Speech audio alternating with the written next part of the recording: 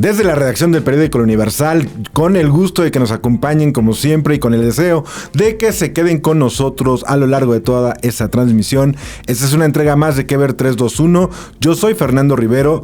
En la producción de este espacio me acompaña el señor Darío Soto y frente a la cámara me acompaña un súper gran compañero. Échale un muy buen reportero especializado en cine mexicano, que es lo que nos aplica esta tarde.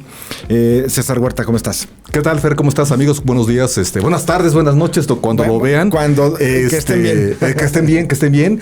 Y sobre todo en estas fechas que son, pues, casi ya en la recta final del año, ¿no? Ya se acaricia. Ya se acabó. Ya se acabó. Esto está terminando. Pero termina un ciclo nada más, empieza otro. Esperamos que también nos acompañen tanto en el término como en el inicio. Esperamos también estar aquí para seguir con esta labor. Sí. Esta es una entrega más de Que Ver 321. Recuerden que nos pueden seguir a través de YouPodcast, en Spotify, en Amazon Music y Apple Podcast, y en Acast Audio, Spotify y YouTube. Y bueno, esta tarde nos acompaña César en este espacio, que bueno, es un reconocido periodista, conocedor muy a fondo de lo que es el quehacer del cine mexicano, y no es fortuita su visita. El filme El Callejón de los Milagros cumple 30 años de haberse estrenado. ¿Estoy en lo correcto, César? 30 años. 30 años. La vida de un millennial, un centennial. Ajá, sí. Y no sé, ¿cuántos años tiene usted, señor productor? ¿Cuántos años tiene? No, tiene... 23 años, imagínate. Todavía no era ni proyecto. Todavía sus papás ni se conocían, sí. pero ya la película ya estaba dando sus pininos en los cines. Y ya para entonces ya era reconocida como uno de los mejores filmes que se han hecho en México. Esta película, tengo en mis manos la edición. Espero, señor, que no dé charalazo, señor productor. ¿Está bien? Esta edición especial en DVD es alusiva a los 10 años del filme. O sea, salió a la venta hace 20 años. Este filme, El Callejón de los Milagros, es importante por muchas cosas, César. Para empezar, bueno, es dirigida por el gran Jorge Pons, una persona la que yo tuve el placer de conocer, una persona muy terrenal, lo comentábamos en algún momento, César, un director que era alcanzable, porque los directores de repente traen toda esta parafernalia del director, del reconocimiento, de las tablas, de los años. Claro, se vuelven referentes para los actores, se vuelven referentes para el cine, pero sí muchos viven con esa parafernalia de cierta distancia, ¿no? Jorge Fons no, yo tuve la oportunidad de abordarlo, de conocerlo, de tratarlo durante las grabaciones de la telenovela Porque el amor manda, producida por Juan Osorio. Hará unos 15 años. Sí, más o menos. Ajá. Y bueno, era la persona más terrenal que pueda haber. Todos se cuadraban con él, le tenían mucho respeto en la producción. Él era un director muy preciso, un director muy respetuoso.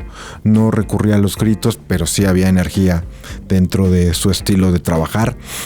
Y César, me parece pertinente, si tú lo permites, porque aquí el conocedor eres tú, empezar de que si bien hoy día para los chavos, para la gente que va al cine o que consume contenidos a través de las plataformas digitales, pues Iñárritu o Del Toro o Cuarón son la tercia de directores oscareados. Y la tercia de directores mexicanos de los que siempre está la expectativa, pues hay un antes. Y hay un antes. Claro, no, por supuesto. Pero el anterior inmediato es esta también tercia o cuarteta. Hay muchos, pero tercia o cuarteta de directores integrada, decíamos también en su momento, por Felipe Casals, por Jorge Fons, por Artur Ripstein, por supuesto. Jaime Humberto Hermosillo. Con descanso, señor Fons. Así es. Y Casals, bueno, no se podría, Casals también, ya trascendió. No se podría hablar de este cine que hoy tenemos, de este reconocimiento, sin mencionar que hay una influencia, que hay un antecedente de estos grandes directores, de estos grandes creadores, con sus estilos, con sus temáticas, con sus constantes dentro de su obra, para entender el cine actual. ahora que otra vez al parecer se ha vuelto una industria después de que en los 90s, a principios de los 2000 se hacían 5, 6, 7 películas al año. Hoy hay una industria otra vez, hay un montón de gente trabajando al interior del cine, pero hay directores que son fundamentales para entender lo que está pasando hoy en la industria y para entender un poco los estilos de los directores actuales, ¿no? Jorge Pons es uno de ellos, un personaje muy importante dentro del cine nacional. No, claro, finalmente, como tú bien dices, ¿no? Viene de esa generación de Ripstein y de Casals, de Hermosillo, que finalmente eran los que hacían las películas en aquel momento, ¿no? Las películas que llegaban a los cines. Digo, no vamos a decir títulos para no confundir. Pero bueno, Fons, hay que ubicarlo, ¿no? Fue el que se atrevió junto con Héctor Bonilla y María Rojo a hacer Rojo Amanecer. ¿No? Venía 3, 4 años antes la había hecho. Esta película que causó en su momento incluso que un presidente de la República, Carlos Salinas de Gortari, le recomendara quitar 2 escenas. De pronto tenía esta invitación de parte de Alfredo Ripstein Jr., que es el papá de Arturo Ripstein, y a su vez es el abuelo de Daniel Birman, que es ahorita el que maneja la Meda Films, el que lo invita para hacer esta adaptación del cine del Callejón de los Milagros, y que finalmente, como tú bien dices, es una película, hay que ubicar 94, que es cuando se hace. Se hace meses antes de la gran devaluación de México. Del error de diciembre. Con Coronel Socello como presidente. Saliendo Salinas, después de un aparentemente nuevo milagro mexicano. 20 días de haber empezado el nuevo sexenio, ¡pum! Claro, no, pero lo que había hecho Salinas, no había quitado Coxa, que era la operadora de teatros, que era lo que manejaba los cines, había quitado el cine de la canasta básica, y de pronto decía, había unos productores locos que decían, sigamos haciendo cine, ¿no? Porque es lo que nos corresponde, lo que nos gusta hacer. Y llega esta historia que de hecho tardó muy poco en hacerse, en el sentido de que fueron 2, 3 años entre lo que se consiguen los derechos de la novela original a que se hace la adaptación por parte de Vicente Leñero, que todo el mundo conoce a Vicente Leñero en el cine y en el mundo del periodismo. Y le dan al clavo, ¿no? Con esta película en la que, hay que decirlo, finalmente reúne a mucho talento que en aquel momento era naciente. O sea, estaba María Rojo y Estaban los consagrados, ¿no? Sí, exacto. Gómez Cruz. En un papel que ya era Gómez Cruz. Ya eran las grandes ligas, ¿no? Los Caifanes, por ejemplo. Y de pronto esta playa de jóvenes que apenas habían hecho 1 o 2 películas. Los chamacos, ¿no? Los chamacos. Jiménez Cacho incluso solamente había hecho Solo con tu pareja y por ahí alguna otra cosa más. Estaba chamacón todavía. Evidentemente Tiare Escanda, estaba Esteban Soberanes, Juan Manuel Bernal había hecho Hasta Morir por ahí, pero también con Sariñana. El mismo Bruno Bichir, ¿no? Bruno Bichir. Hermano de Demián y de Odiseo. Y una figurita que por ahí ya está, y digo figurita porque está pequeñita, ¿no? No en cuanto a grandeza de talento, sino esta veracruzana que de pronto había hecho Teresa, una telenovela que le había ido muy bien en Televisa, se había ido a probar suerte a Estados Unidos, ya había hecho algunas cosas allá y regresaba, que era Salma Hayek, ¿no? Que de hecho fue la única película que hizo aquí en Hace unos días publicaste una portada el miércoles pasado, si no mal recuerdo, en donde hablas es una nota de portada con base en una investigación muy buena, una nota muy buena, en donde hablas de que fue, no sé si estoy en lo correcto, fue la esposa del señor Ripstein, ¿sí? quien le dijo, oye, porque aparte habían ido muchísimas actrices. Todo el mundo. O sea, oye, ustedes digan las actrices. ¿Y tú sabes quién? A ver, suelta un nombre. No, pues todas. O sea, finalmente lo que dicen es que fueron todas, ¿no? Las de la época. O sea, ¿quién estaría? Angélica Vale, toda la del grupo de soñadoras, de estas telenovelas juveniles, todo el mundo pasó por ahí. No le daban al personaje de Alma, que Alma, bueno, hay que recordar, ¿no? El Callejón de los Milagros no es otra cosa más que la historia que ocurre en un barrio, en este caso La Merced, de aquí de la Ciudad de México, en la que varias vidas van que se cruzan, ¿no? Que se van cruzando, ¿no? De alguna u otra manera. Entonces está el dueño de una cantina, están jugadores de dominó, está Don Ru, está el Huicho, que es el cantinero, ¿no? El chalán. Sí, que es Felipe Tobar. Están las amigas, que son Tiare y Salma. Está la mamá de una de ellas que cree que el anticuario realmente quiere con ella, pero no es, que es María Rojo, que alguien más. Jiménez Cacho, que es el malo, ¿no? O el villano, el antagónico. Padrote, ¿no? Sí. Pero ahí fue eso, ¿no? Lo interesante es que pasaron todo el mundo y no daban con ese personaje. Hasta que precisamente la esposa de Don Ripstein dice, pues échale un ojo a esta chica, ¿no? La mandan traer. Échale a este que creo que ya hizo una novela que se llama Teresa, ¿no? Sí, finalmente hay que recordar, ¿no? Era la época en la que la televisión y el cine estaban lejanos, no estaban peleados. Los de cine no querían a los de televisión porque decían que era algo muy fácil.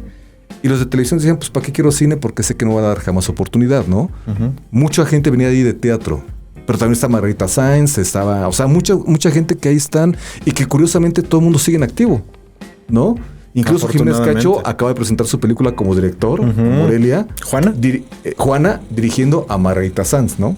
O sea, vamos, ya es otra cosa ahí generacional. Y muchas anécdotas, ¿no? Porque lo que comentábamos fuera de micrófonos, Fernando, que hay un mito, ¿no? Que circula mucho en internet, donde dice, perjuran y prácticamente dan la vida asegurando que la cantina que se ve en la película está ubicada en el barrio de la Merced, lo cual es completamente falso. Y luego hay otros que dicen, no es esa, es esta otra. Es esta otra. La realidad, de acuerdo con Daniel Birman, es que el único que se filmó, los exteriores se filmaron en el barrio de la Merced. Puede ser esta cantina, él no se acuerda muy bien si era esa o alguna otra. Solo por fuera. Exteriores exclusivamente, que realmente son pocos minutos si uno ve completamente lo que es la película. Y todo lo demás en interiores fueron armadas en una exhacienda de Tlalpan que se encuentra adelante de la zona de hospitales aquí en la Ciudad de México. Sí, que es el restaurante muy de lujo, ¿no? Sí, para eventos sociales y muchas cosas más. Pero todo, si ustedes ven la película, las azoteas, la calle, lo que ahí ocurre en estos barrios, sí son afuera. Todo lo que son interiores, incluso las escaleras donde hay una escena cumbre de Luis Felipe, todo es en esta hacienda. O sea que el trabajo de producción es un trabajazo. Aparte, pasajes muy importantes de la historia pasan al interior de la vecindad donde valga la expresión, donde viven gran parte de los personajes, ¿no? Sí, y que esa vecindad no existe. Fíjate. No, esa vecindad no existe, todo se hizo en este lugar que finalmente, pues esa es la magia del cine, ¿no? Ahorra lo más posible y puedes hacer una multilocación, ¿no? Y como ese ejemplo hay varios. Pero ubiquemos de nueva cuenta, 94, cuando se hace la película, viene la crisis. Evidentemente todavía no sabían que venía esa crisis, pero don Alfredo Ripstein, tenía décadas en eso. Sí, cómo no. Sabía cómo ahorrar, ¿no? Y lo que dice todo el mundo, con los que ahorita platicaremos con algunos de los que hemos hablado del elenco, tenía buen ojo para los actores. Sí, cómo no. Para las actrices. O sea, ahí está Pedro Infante. Por supuesto. ¿No? Cartas marcadas, si no me falla la memoria. Vamos, algo le vio, ¿no? A este joven. Sí, claro.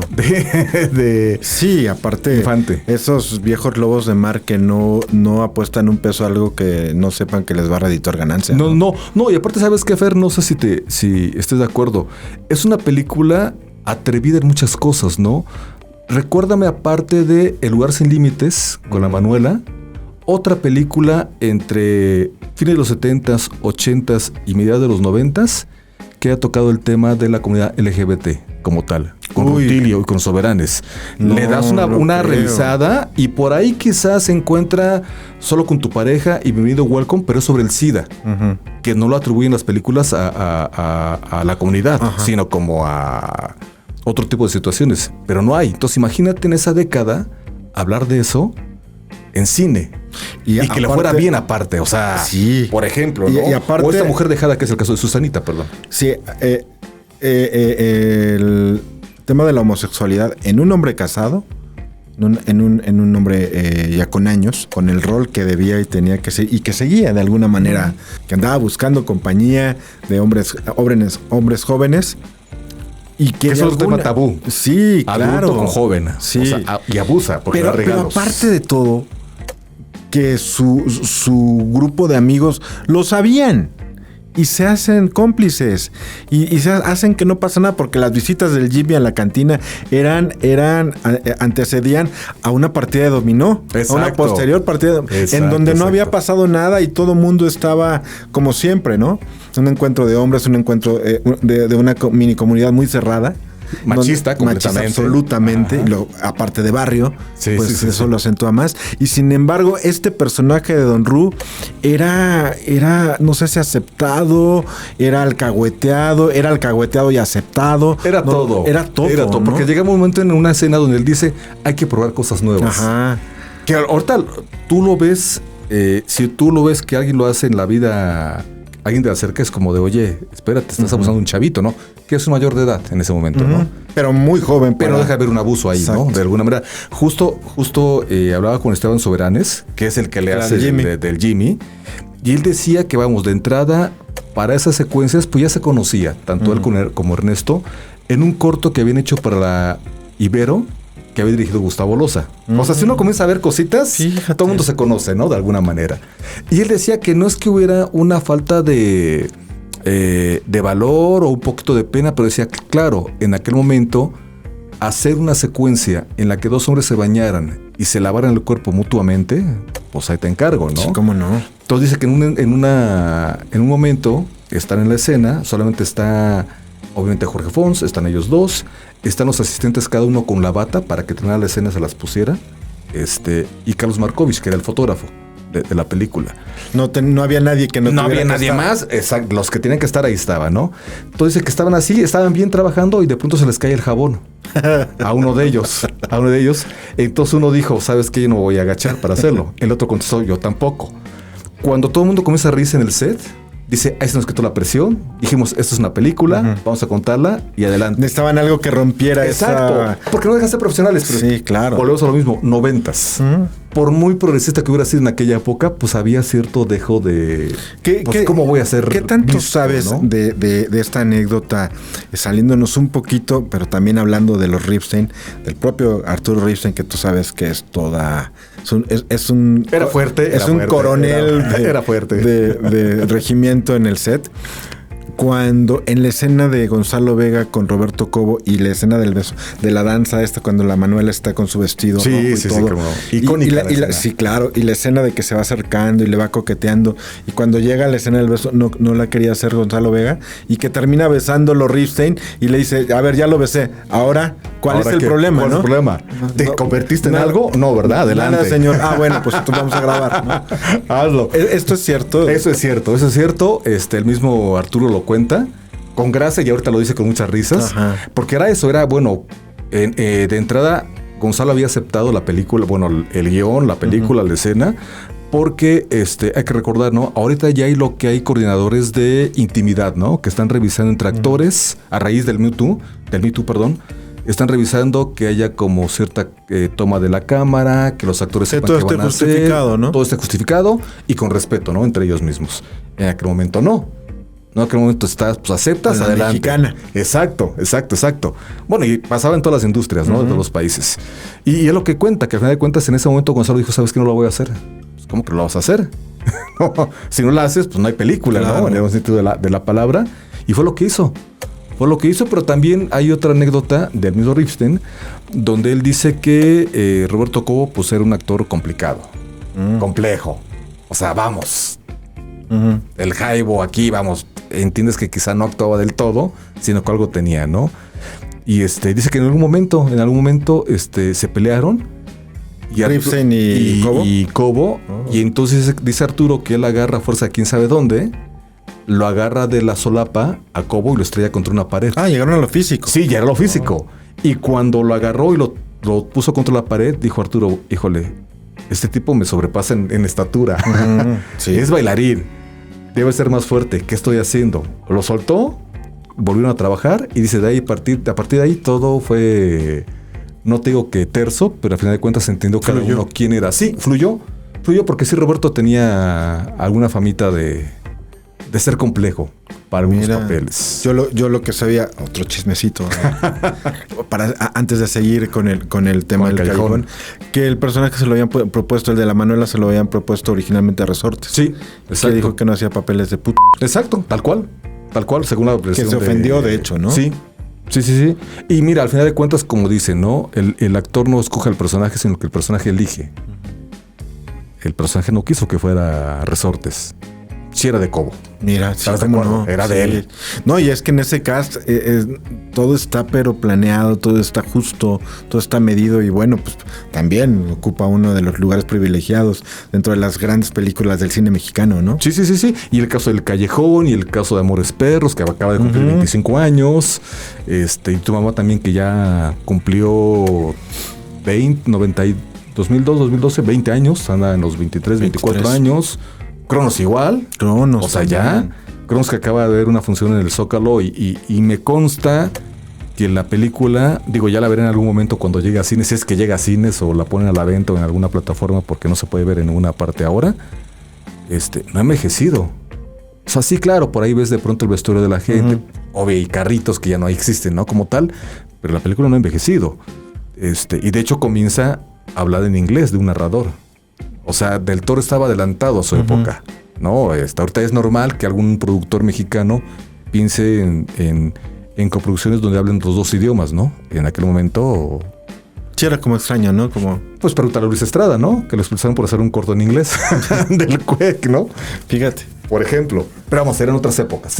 Otras épocas. Y hoy con El Callejón, una de las cosas que me da mucho gusto, como en su momento lo platicamos aquí con Amores Perros, es que esta suerte de festejo pues regrese al cine como Exacto. debe ser, ¿no? O sea, sí que haya foros y que los actores sean entrevistados por ser el filme un referente y todo, está muy padre, pero es una película que llegó al cine y qué bueno que el festejo de 3 décadas de vida sea otra vez con la proyección de la cinta en cine. Claro, no, y aparte digo, podrá ser como parte de esta tendencia que hay por parte de las cadenas exhibidoras demostrar clásicos, ¿no? Que a fin de cuentas vino a centrarse un poquito con la pandemia. Ya estaba la fórmula, pero con la pandemia dijeron, bueno, ¿qué hacemos? Traigamos o intentamos traer a la gente con fórmulas ya comprobadas, ¿no? Y bueno, El Padrino y Shrek, en fin, varias cosas más. Pero hay joyitas mexicanas que están reestrenando y este es El Callejón, una de ellas. Y aparte con un montón de gente que ahora ya es muy querida, respetada y querida, ¿no? Sí, que todos siguen activo. Sí, ¿cómo no? O sea, los únicos que ya no siguen activos son los que ya han fallecido, la que ya se nos adelantaron en el camino. Pero ahí están, pero digo, sobre todo vienen en 4K, audio, imagen, no le pide nada a las actuales. Obviamente, alguien dirá, el vestuario, pues sí, pero ubícalo en qué etapa está, época. Sí, claro, 30 años. Y sobre todo que los chavos, como nuestro señor productor que tiene 23 años. Fíjate nada más. Imagínate, ¿no? Qué cosa. No, que vea, o sea, no sé si has tenido la oportunidad de ver, por ejemplo, las películas del Santo en la Cineteca. Te cambian completamente. Alguna vez vi la visión de... Sí, en televisión está bien padre, estás niño y te pones... No, pero ver El Santo así en blanco y negro, una pantallota, es otra sensación. No, claro. Y quien diga que es un cine dominguero y que no vale la pena, caray. A ver, el mismo Del Toro ha dicho que él jugaba al Santo y se ponía su calzón blanco en la cabeza para simular que era su más sagrado luchado. Entonces vamos, al final de cuentas, pues vamos. Es cultura, o sea, no pasa nada. También alguna vez leía que en una... No del Santo. En una película de clavillazos se conjuntaron 4 o 5 de los monstruos más icónicos del terror. El Hombre de la Laguna Verde y Drácula y Frankenstein y no sé qué. Cosa que no ha pasado en ningún otro filme a nivel mundial. Sí. O sea, el cine mexicano tiene su valor. Por más de poca relevancia o por más comedia palomera que sea, tiene un valor. Y las del Santo por mucho tiempo fueron desestimadas. Fueron vistas como menos, como que, cine, ¿no? Ese cine. Sí. Esas películas. Pero tienen un gran valor. No, vamos, o sea... Quien diga que ese cine no vale la pena, seguramente le gusta Ser Reñido, ¿no? Sí. Y que es una película, a mí me gusta muchísimo, ¿no? O sea, tiburones que vienen con un remolino, es como, ¿quién se la va a creer? Pues cae, ¿no? Y aparte se comen a la gente. O sea, una cosa bien loca, pero vamos. Hay propuestas artísticas, cinematográficas de directores que yo a veces no entiendo y que son muy reconocidas y que, bueno, a ti no te cuento nada que no sepas, pero, por ejemplo, el cine de Amat Escalante a mí me cuesta trabajo. A mí me gusta. A mí me cuesta trabajo entenderlo, me cuesta trabajo subirme a ese tren de la historia. A veces pasan minutos y no hay un diálogo, pero sí ves acción, pero no sabes si son los buenos o los malos. Me cuesta trabajo. Y sin embargo, tiene su público, es respetado, siempre tiene un lugar de proyección y de reconocimiento a nivel internacional. Y estas otras películas, hasta las de la India María. Ah, claro. Que eran vistas así casi. Por encima del hombro. Sí, ¿no? Sí, bueno, sí. Son parte de un cine que se hizo cuando no había muchas propuestas con guiones más sólidos y sin embargo fueron también parte de una industria que dio trabajo a un montón de gente y que ahí se quedan. No. Y eran aquellos momentos en que las salas eran de 2,000, 3,000 personas. Y se llenaban. Le daban la vuelta a la manzana, ¿no? Sí. Con el boleto. y se le daba la vuelta. Seguramente la gente joven, menor de 25 años, como nuestro señor productor, insisto, Sí. no sabe que antes no existían asientos numerados. Y tienes que hacer sí. fila precisamente para alcanzar Para que no el te mejor toque gallola, ¿no? Exacto, para que alcanzar el mejor Fíjate lugar que posible. ese fenómeno a mí me tocó. Y el intermedio. Verlo también para parar. Pasa a la dulcería o al baño, donde quisieras ir. A mí me tocó ver ese fenómeno de formarme, que en algún momento desistí después de mucho tiempo, en la premier de Como Agua para Chocolate en el extinto Cine Latino. Acá en Reforma. En Reforma. Ajá. Zona Rosa. Sí. Yo me formé. Aparte la película es larga. Ya la siguiente función, había gente en la sala. Los boletos de la siguiente función estaban vendidos y la cola era para la última función. O sea, había que esperar mucho en la fila y mucho para poder entrar al cine. Yo desistí. Pero sí, a mí me tocó ver que era una fila enorme.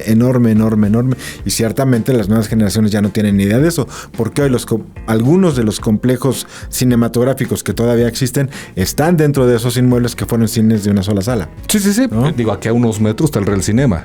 Uh-huh. Que es el Real... Bueno, no voy a decir marcas, pero vamos, es una cadena en una sola pantalla. Sí. Ahora ya son 4 o 5, una cosa así. Sí. O sea, una cosa... El Diana, el Bucareli, que ya lo tiraron. Sí. El Diana era un cine, pero enorme. Sí. Son 8, y que es de los que 10 quedan salas. vivos todavía, ¿no? Ahí con la flecha clavada de la Diana. Ahí si se dan la vuelta se van a dar cuenta dónde la Diana dejó la flecha. Ahí. búsquenla por ahí. Pero fíjate, por eso da gusto, ¿no? Que de pronto este tipo de películas regresen a la pantalla. No, o sea, remasterizado, lo que tú quieras. ¿Sabes si Salma se ha manifestado? Hasta el momento no, fíjate. He preguntado si ha habido alguna comunicación entre ellos. Seguramente algo publicaría el día de mañana, quiero creer. Digo, formó parte de su filmografía. Claro, por supuesto.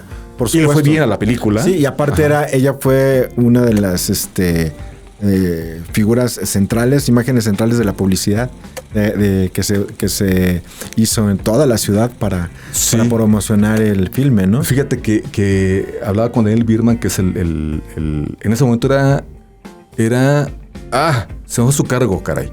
Se me fue el cargo, pero dice, básicamente ese cargo lo que quiere decir es que es el corre, ve y tráeme. Así lo dijo. Es como, necesito un refresco. Sí. Pomposamente se le da otro cargo, pero bueno, dice, realmente era eso lo que yo hacía, ¿no? Pero estaba en todos lados. Que en la función de San Sebastián, donde se presentó ya la película, dice que todo el mundo la aplaudió. Dice, solamente recibí la crítica de un hombre, un mexicano, en España, ya mayor, que decía que ese no era el México. Que él recordaba o que él conocía que era mentira esa película. Y le contestó, pues es que caray, entonces... ¿Dónde viviste? ¿Dónde estuviste? ¿No? Porque realmente eso es lo mejor de las películas, o lo peor según se vea el caso. Que dime si la Merced ha cambiado tanto. Dime si no existe este tipo también de relaciones LGBT. Dime si no existe este abusivo como el Huicho con una señora mayor. Dime si no está esta bruja, ¿no? Que es María Rojo, el personaje. Que fíjate, curiosamente, Margarita Sanz me decía... Bueno, de entrada, algo que hacía Jorge Fons, que seguramente lo llegaste a ver cuando hizo esta telenovela que comentabas, él no ensayaba. Él difícilmente ensaya porque decía, a ver, si yo contrato a los actores, es porque yo sé que los actores saben lo que saben hacer. Son profesionales, están preparados, tienen educación. Siempre es como, a ver, platicamos de la escena, a dónde va tu personaje, a dónde termina, y hagámosla. Y Margarita Sanz me decía, sí, efectivamente así era. Así era. A nosotros de pronto era... No improvisación como tal, pero sí de pronto decía María Rojo, aquí vamos a hacer que te voy a hacer la limpia, entonces te voy a dar las cartas, porque resulta que María Rojo sí tenía un familiar, según Margarita, que leía cartas o algo así. Entonces realmente había como esta cosa propia de como el María, toque místico, el ¿no? toque místico, ajá. Y y por ejemplo había cosas en las que los actores eran invitados por Fons a que crearan al personaje. De hecho... a otros directores inflexibles, ¿no? Sí, Tal como va el guión y como lo vamos a marcar, es como debe ir, ¿no? Sí, Luis Estrada lo dice abiertamente, ¿no? A mí no me muevas ninguna coma porque por algo está así escrito, ¿no? Ya luego vemos qué modificaciones hacemos en puesta en cámara y lo que tú quieras, pero el guión me lo respetas, Sí, ¿no? claro. Pero, por ejemplo, todavía Margarita Sanz conserva la dentadura. No sé si recuerden que al principio está como... Los dientes feos. Y luego se hace la operación, ¿no? Para la placa, ¿no? La prótesis. Esperando que Huicho le haga caso, ¿no? Claro. Todavía los tiene. Todavía los tiene. Fíjate. Ahí. Y le pregunto, oye, ¿por qué los tienes todavía? Dice, caray, es que esta película es importante trofeo, para mí, ¿no? claro. Aparte le dio el Ariel. Ajá. Le dio el Ariel no, pero te digo, ese tipo de cosas, Tiare tiene los aretes. Sí. Por ejemplo, lo decía en tu nota, claro. Ajá. Bueno, Birman tiene... Pues tuviste, ¿no? El mapa de la primera locación, los llamados, tiene el guión, las fotos que nos hizo el favor de prestarnos, regalarnos para la edición. O sea, es una maravilla. Y a muchos de los actores les envió fotos de la película, en blanco y negro igual, ¿no? Digo, no detrás de cámara, sino de escenas particulares. Y todos los actores están subidos en ¡Qué ello. joyas! Es que son joyas. Sí, cómo no. Sí. Vamos, han pasado ya 30 años. O sea, ya cómo... pasó, hasta una pandemia nos pasó por encima ya. Claro. O sea. ¿Y cómo saber tú que en tantos rodajes has estado en locaciones y todo, y pensar que esos ambientes que se recrean en un set muchas veces terminan en la basura? Sí, terminan en la basura. Sí. Fíjate, una vez le preguntaba a Eugenio Caballero, ganador del Oscar por El laberinto del fauno, pero que ha hecho también otras películas ¿Diseñador como de arte? Birman, sí, el diseñador de producción. Que el diseñador de producción, digo, para que nos escuchan, nada más siempre vale la pena recordar, es esta labor que hace y construye y diseña los sets donde van a estar los personajes y que ayuda a contar mejor la historia, ¿no? Son los que ponen aquí va esto, aquí va lo otro, aquí voy a poner los de 6 metros para que se vea bien, o hizo lo imposible, ¿no? Esta cosa, casita, o más bien tsunami que destruye toda una ciudad. Él todo lo puso en un cuadrito para que se filmara. O sea, cositas interesantes que hace ese departamento. Y le decía, oye, ¿no te da de pronto... Poca cosa. Le digo, ¿no te da de pronto tristeza el saber que tus grandes sets,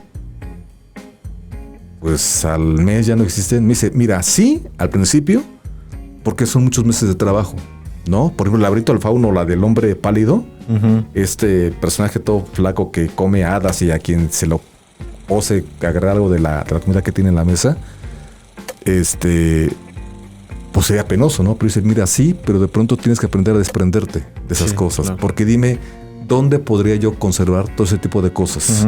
Es madera, es de pronto plástico, algunas cosas se irán degradando con el tiempo, pero muchas cosas no, porque es madera, ¿no? Entonces, quizás te quedarás con algún detalle de la escenografía, ¿no? Pero hasta ahí. Un mero símbolo, ¿no? Pues mira, por ejemplo, Del Toro conserva muchas cosas de su rodaje, de sus películas. Claro, tiene no sé cuántos metros cuadrados para poner eso, ¿no? Tiene la cápsula de la forma del agua, tiene... no sé si recuerdan que en Hellboy hay de pronto como una mano que trae cargando como algo de madera. O sea, solamente aparece 3 segundos en pantalla. La tiene él en su casa. Se encuentra también el artefacto de Cronos, hablando de Cronos, tiene el aparatito. Como el escarabajo. Ajá, lo tiene. Y son joyitas, digo. Sí, ¿cómo no? Sí, digo, lástima que la exposición en Guadalajara duró muy poquito. Bueno, poco y no, pero finalmente poca gente podía trasladarse para allá. Pero encontrabas joyitas de eso. Hay directores, actores que conservan cositas, como esto que comentamos de Tiare y de Margarita. Esteban Soberana dice que no conserva nada. Dice, pero realmente solamente... Dice, le hubiera encantado quedarse con la cigarrera.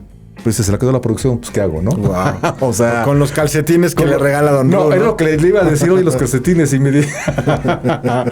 Parece que, no sé si era broma entre Margarita y él, dijeron que él conservaba un calcetín, pero él no me lo confirmó. Entonces, no sé, pero todo puede pasar. Sí, claro. Además, el hecho de que, si bien esto es del lado del talento, para la gente que vio la película en el cine hace 30 años, se quedó dentro de sus preferencias, se quedó en el gusto y muchos seguramente lo transmitieron a las nuevas generaciones, a sus hijos, a sus sobrinos, a los recomendaron el filme a los que siguieron, y hoy es parte de esa clasificación de filmes, como lo comentaba hace un momento, que está pues dentro de los mejores, conjugó talento, conjugó una época, hay cosas vigentes, que parece que México no ha avanzado un centímetro con respecto a esa dinámica de vida que tienen ciertas clases en el barrio, ¿no? Ciertas personas en el barrio.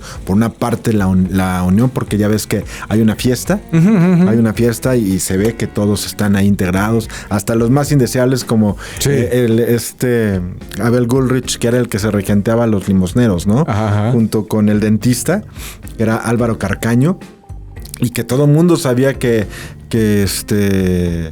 lo que hacían, pero eran parte del barrio y estaban ahí, ¿no? De hecho, en la escena de la fiesta llegan por ellos, ¿no? Sí. ¿Te acuerdas? Pero fíjate, por ejemplo, hablando un poquito de lo que dejaba Fons a sus actores, era crea tú a tu personaje. Entonces Abel Woolrich, él mismo se dejó crecer el cabello para dar este aspecto de te lo encuentras en la calle a las 10 de la noche y te bajas de la banqueta, ¿no? Sí, claro. Pero este tipo de riqueza que permite un director como ellos, ¿no? Y es lo que tiene que ver, ¿no? Y es lo que yo estoy convencido después de haber asistido a varios rodajes, hablar con directores. Las mejores películas son las que evidentemente un director debe tener el control de la historia, pero donde se respira una familia, porque efectivamente se crea una familia dentro de esa, ¿no? Digo, tú y yo conocemos historias en las que en pantalla se pueden ver muy bien los actores, pero detrás de cámaras, exacto, ni se habla, ¿no? Sí, no digo nombres, pero todo el mundo conocemos esos casos. Y de hecho sufren el trabajar Sufren juntos, el trabajo, ¿no? Sí, pero vamos, en pantalla la química se ve. Y te crees que se aman y se desean y se adoran y todo, sí, ¿no? Y no es cierto, ¿no? Claro, hay trabajo actoral muy bueno. Sí, ¿no? aquí dicen que muchos se siguen hablando. Claro, ya han coincidido en más proyectos, ya después de 30 años de carrera, pues obviamente se tienen que hablar. Delia Casanova como en el retiro, ¿no? Sí. Sí, pero digo, realmente sigue haciendo cositas ya muy leves, pero ahí sigue, ¿no? Tal cual. Pero todo el mundo sigue hablándose. Bien, de aquí, o sea, tú no ves ningún gesto de tal me quedó mal. Fue tan fuerte la experiencia. Sí, claro. Oye, hubo un cine en donde estuvo 40 semanas. Fíjate. Trasládalo a las semanas reales, fueron 8 meses prácticamente, casi 9 meses. ¿Cuánto duran, César? ¿3? Sí. 4. Y al mes y medio ya están en plataforma. O sea, cambiaron completamente los hábitos. Sí. Lo cual por un momento es triste, pero por otro lado dices, bueno, pues es parte de, ¿no? Y es otra manera de que siga teniendo vida el proyecto, ¿no? Sí, Sexo, Poder y Lágrimas, si no me falla la memoria, estuvo 4 meses en cartelera. Fíjate. Imagínate, ¿no? La ley de Herodes otro tanto, Amores Perros un poquito menos, pero también ya venía otra tendencia. Yo me acuerdo que Fumaba para Chocolate estuvo como un año. ¿Sí? Sí. Sí. Y aparte, recordar, ¿no? El Callejón de los Milagros, como Agua para Chocolate, Solo con tu pareja, fue dentro de estas cosas que el gobierno en turno dijo un nuevo cine mexicano, ¿no? Que muchos creadores se burlaban de claro. Cine, ¿no? Pues seguimos siendo los mismos. Pero bueno, si eso creen que funciona, pues funciona. Es de ahí desde donde vienen estos fideicomisos de estímulo al cine. No es para acá, no es para acá. Sí, Foprocine, que ya murió hace 5 años, fue en el 97, 98. Luego vendría Fidecine en el 2000, 2001. Y ahorita, pues, los dos ya desaparecieron porque fueron extinguidos, ¿no? Digo, por ahí hay cuestiones legales que aparentemente no hay. Pues dicen, yo a título personal, yo recuerdo que el presidente de ese momento dijo que él iba a demostrar las pruebas 2 semanas después de que desaparecieron. Esto fue en octubre de 2020. Y ya pasaron 5 años. Y sigue sin ver las pruebas, entonces no sé. Pues El Callejón de los Milagros está en los cines ya. ¿Está en cines ya? Está en cines ya. Ya. Cumple 30 años. 60 pantallas creo que va a estar. Fíjate. 5 veces más con las que abrió. Qué buen dato. Ahí está.